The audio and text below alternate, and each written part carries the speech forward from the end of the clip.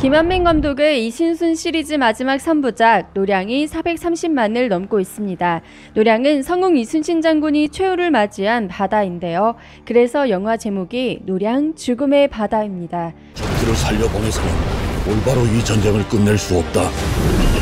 영화 초반 이순신 장군이 퇴각하려는 왜군을 완전히 굴복시켜야 한다고 주장할 때 명나라 수군 도독 진리는 이를 반대하면서 이순신이 끝까지 싸우려 하는 이유를 막내 아들 면의 원수를 갚기 위해서라고 생각합니다. 이순신 장군의 막내 아들 면은 명량대첩이 있은 지 한 달 후에 참패를 복수하기 위해 보낸 왜군들에 의해 처참한 죽음을 맞게 됩니다. 난중일기에는 당시 상황을 전하는 일기가 남아있는데요. 14일 사경에 꿈을 꾸었다. 언덕 위의 길을 가던 중 말이 발을 헛디뎌 냇물 가운데로 굴러 떨어지는 꿈이었다.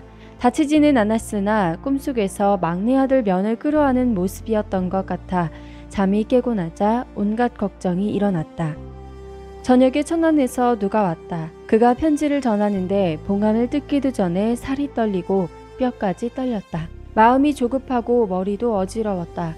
겉봉을 여니 차남 열의 글씨가 나타났다. 겉봉에 쓰여있던 통곡 두 글자를 보고 아들의 죽음을 직감했던 이순신.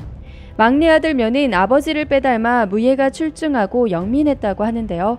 그래서 더 애착이 갔던 아들의 죽음에 이순신 장군은 하늘이 무너지는 듯한 슬픔을 토로했습니다. 그 전에 억울한 두 번의 옥살이에도 옥문을 나왔다는 짧은 글만 쓸 정도로 별다른 심경을 토로하지 않던 이순신 장군은 난중일기 곳곳에서 어머니의 안부를 걱정하는 글을 씁니다.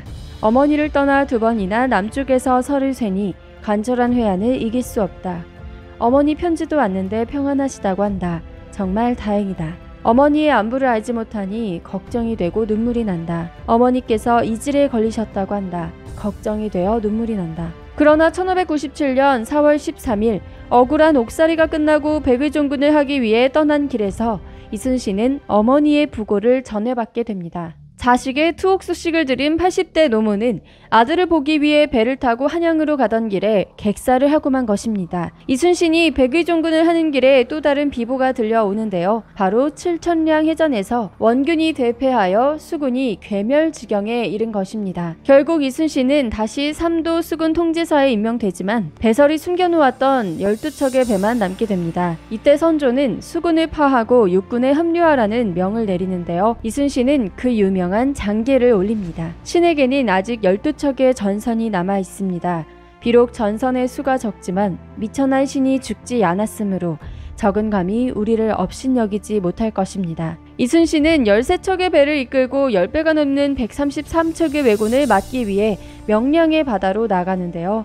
모두 두려움에 뒤로 물러날 때 이순신 장군의 대장선만이 앞으로 나아가 홀로 독전을 하게 됩니다.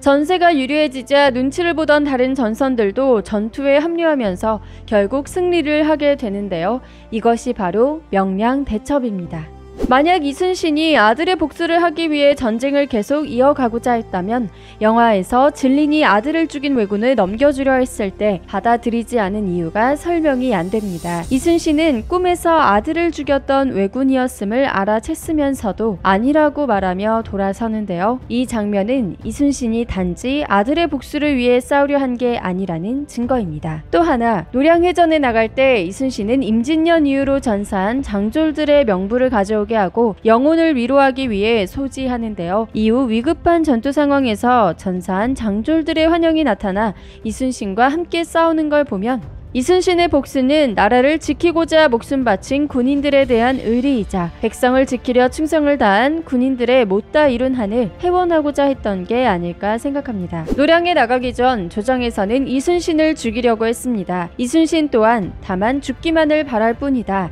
라는 심정을 적었는데요. 이에 대해 여러 기록은 싸움에 임하여 스스로 갑옷을 벗고 탄원에 맞아 죽었다.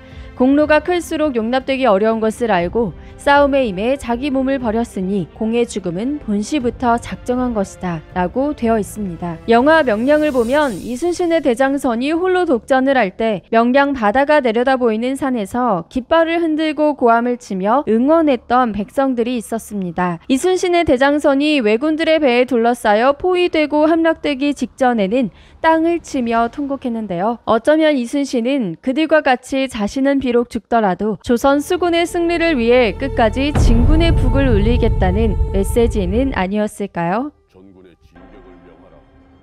모두가 한 마음으로 바라나니